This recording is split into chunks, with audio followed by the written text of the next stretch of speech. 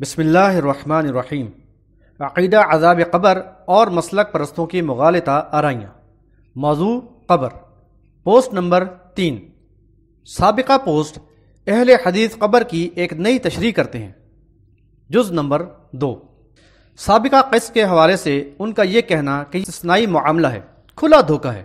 مرنے کے بعد کی جزا و سزا کے جتنے بھی واقعات قرآن مجید میں بیان کیے گئے ہیں، ان میں سے کسی میں بھی اس ارضی قبر میں جزا و سزا کا تصور نہیں ملتا۔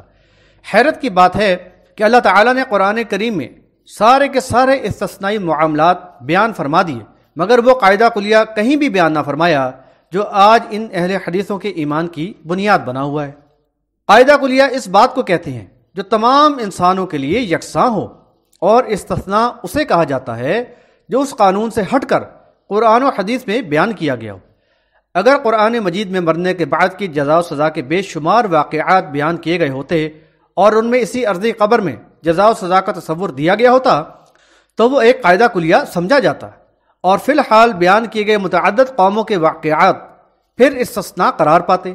لیکن حیرت علم کے ان نام نہاد پہاڑوں اور سمندروں پر ہے کہ صرف یہی چند واقعات ہی تو قرآن میں ملتے ہیں، اور انہی کو انہوں نے استثناء قرار دے ڈالا۔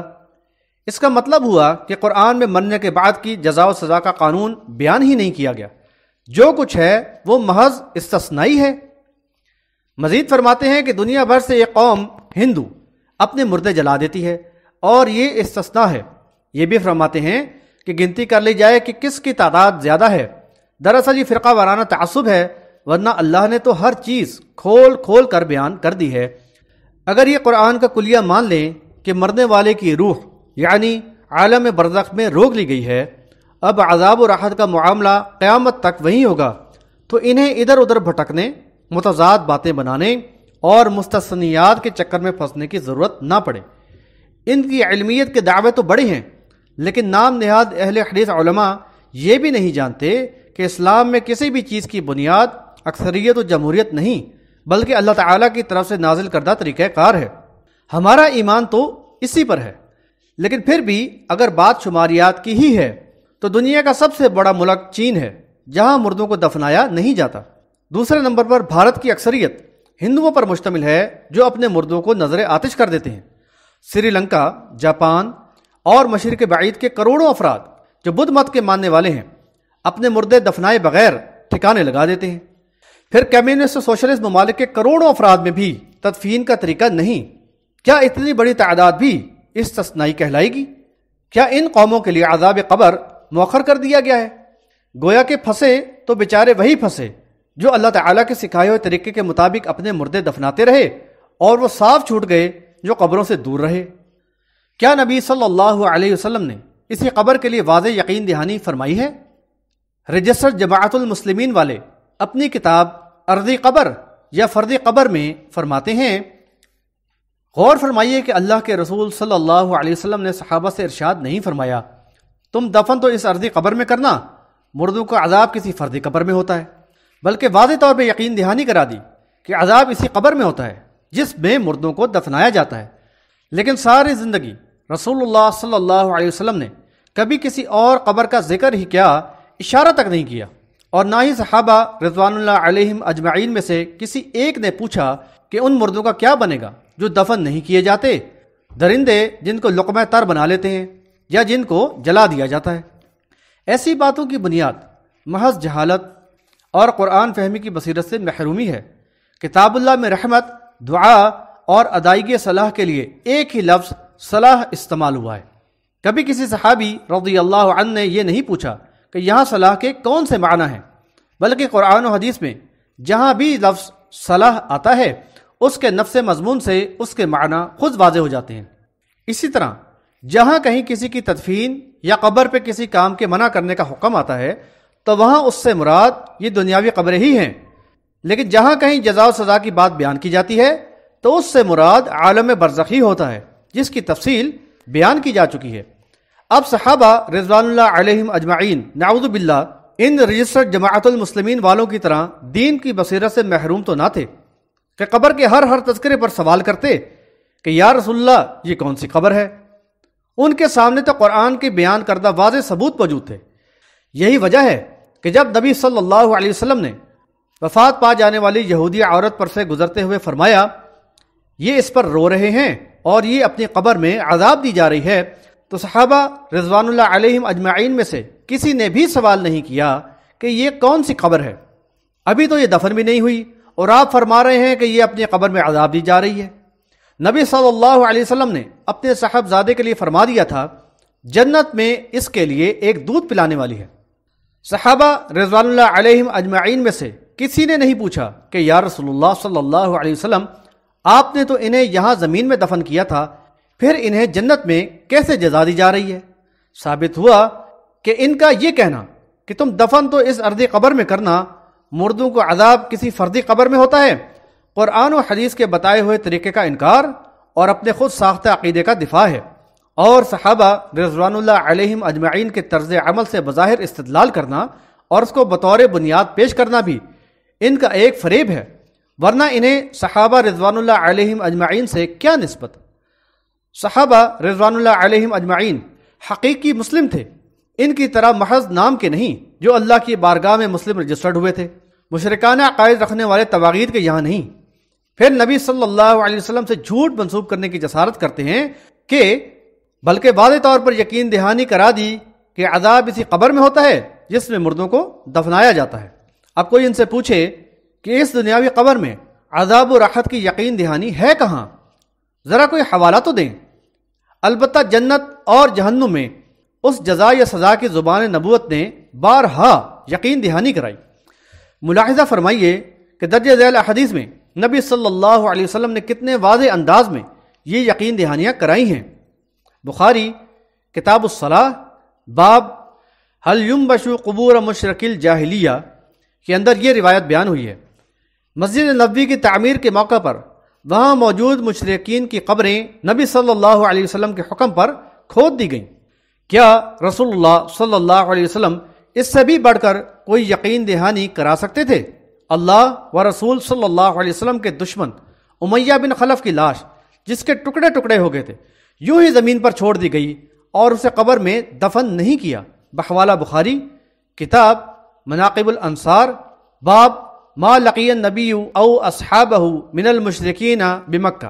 اسی طرح مرتد کاتب وحی کی لاش زمین نے 2 بار دفن کرنے کے باوجود اگل دی، لیکن نبی صلی اللہ علیہ وسلم نے دوبارہ اسے قبر میں دفن کرنے کا حکم نہیں دیا، بحوالہ بخاری کتاب المناقب علامات النبوہ فی الاسلام عن انس رضی اللہ عنہ۔ اسی طرح بخاری کتاب الجنائز باب قول النبی یعذب المیت ببعض بکاء اہلہ علیہ کے اندر یہودی عورت اس زمینی قبر میں دفن نہیں ہوئی، لیکن نبی صلی اللہ علیہ وسلم اس کے لیے قبر میں عذاب ہونے کا بیان فرماتے ہیں۔ پھر نبی صلی اللہ علیہ وسلم نے اپنے صاحبزادے کو زمین قبر میں دفن کیا اور جنت میں ان کی جزا کا بیان فرمایا، بحوالہ بخاری کتاب الجنائز باب ما قیل فی اولاد المسلمین۔ بتائیے اور کتنی یقین دہانیاں کراتے نبی صلی اللہ علیہ وسلم؟ قرآن و حدیث کی اتنی صریح وضاحت کے بعد تو کسی بھی شک کی گنجائش نہیں رہتی۔ فَبِأَيِّ حَدِيثٍ بَعْدَهُ يُؤْمِنُونَ۔ کاش کی فرقہ پرست اپنی آنکھوں سے فرقہ اور مسلک پرستی کی عینک اتار دیں تاکہ راہ راست پا سکیں۔ سب کچھ دیکھ لینے اور پڑھ لینے کے بعد بھی اگر کوئی اندھا بنا رہے اور یہی کہتا رہے کہ ساری زندگی رسول اللہ صلی اللہ علیہ وسلم نے کبھی کسی اور قبر کا ذکر ہی کیا اشارہ تک نہیں کیا، تو اس میں عذاب دینے والے فرشتے کا کیا قصور؟ یہ لوگ اپنے دل کو مطمئن انہی جھوٹی تسلیوں پر کیے ہوئے ہیں کہ نبی صلی اللہ علیہ وسلم نے کسی اور قبر کی طرف اشارہ بھی نہیں کیا، حالانکہ قرآن و حدیث کا بیان واضح ہے۔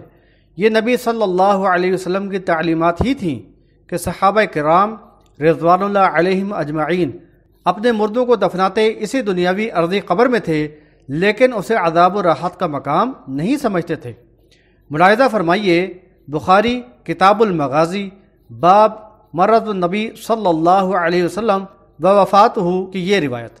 عن انس رضی اللہ عنہ قال لما ثقل النبی صلی اللہ علیہ وسلم جعل يتغشاہ فقالت فاطمة رضی اللہ عنہ وكرب أباه فقال لها ليس على أبيك كرب بعد اليوم، فلما مات قالت يا أبتاه اجاب ربا دعاہ یا ابتاہ من جنت الفردوس مأواہ یا ابتاہ الی جبریل لنعاہ فلما دفن قالت فاطمۃ رضی اللہ عنہا یا انس اطابت انفسکم ان تحثوا علی رسول اللہ التراب۔ ترجمہ: انس بن مالک رضی اللہ عنہ سے روایت ہے کہ نبی صلی اللہ علیہ وسلم مرض کی شدت کی وجہ سے بے ہوش ہو گئے۔ فاطمہ رضی اللہ عنہا کہنے لگی، افسوس میرے والد کو کتنی تکلیف ہے۔ نبی صلی اللہ علیہ وسلم نے فرمایا، آج کے بعد نہیں ہوگی۔ پھر جب نبی صلی اللہ علیہ وسلم کی وفات ہوئی تو فاطمہ رضی اللہ عنہا نے کہا، اے ابا جان، آپ اپنے رب کے بلاوے پر چلے گئے۔ اے ابا جان، جنت الفردوس ہی آپ کا مقام ہے۔ ہم جبرائیل کو آپ کی وفات کی خبر سناتے ہیں۔ اور جب تدفین ہو گئی تو انہوں نے کہا، اے انس، تم نے کیسے گوارا کر لیا کہ نبی صلی اللہ علیہ وسلم کو مٹی میں چھپا دو؟ کس قدر وضاحت موجود ہے اس روایت میں کہ ابھی نبی صلی اللہ علیہ وسلم کی وفات ہوئی ہے، آپ کی میت ابھی سامنے ہی موجود ہے۔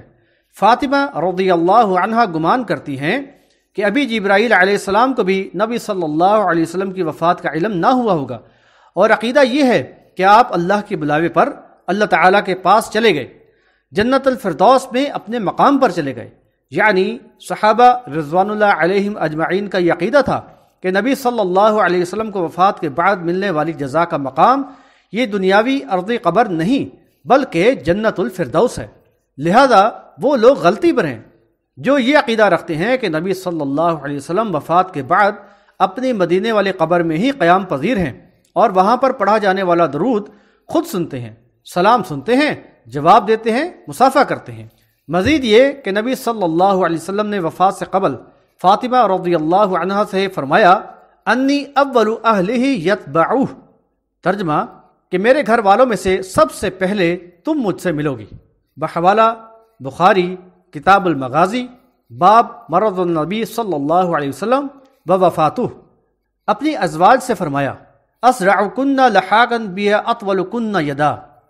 ترجمہ: تم میں سب سے پہلے مجھ سے وہ ملے گی جس کے ہاتھ زیادہ لمبے ہیں، یعنی جو صدقہ و خیرات زیادہ کرنے والی ہو، جو کہ زینب رضی اللہ عنہا ثابت ہوئیں۔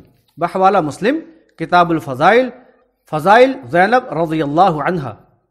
بتائیے کہ کیا فاطمہ و زینب رضی اللہ عنہما نبی صلی اللہ علیہ وسلم کی اس مدینہ والی قبر میں دفن کی گئی ہیں یا وہ جنت میں نبی صلی اللہ علیہ وسلم سے ملی ہوں گی؟ اب یہ مسلک پرست جواب دیں کہ اس بارے میں صحابہ کرام رضوان اللہ علیہم اجمعین کا کیا عقیدہ تھا۔ صحابہ کرام رضوان اللہ علیہم اجمعین جنہوں نے نبی صلی اللہ علیہ وسلم کے اس فرمان کو روایت کیا ہے، کو کیا معلوم نہیں تھا کہ نبی صلی اللہ علیہ وسلم نے فاطمہ رضی اللہ عنہا کے لیے فرمایا ہے کہ گھر والوں میں سب سے پہلے وہ ان سے ملیں گی۔ اسی طرح زینب رضی اللہ عنہا کے متعلق مذکورہ فرمان کا بھی ان کو علم تھا۔ اگر نعوذ باللہ من ذالک ان کا عقیدہ یہ ہوتا کہ اسی دنیاوی ارض قبر میں ہی میت کا قیام ہمیشہ رہتا ہے اور یہیں اسے سب کچھ ملتا ہے، تو کیا وہ ان کی تدفین نبی صلی اللہ علیہ وسلم سے دور کر کے فرمان رسالت کی خلاف ورزی کرنے کی جسارت کرتے؟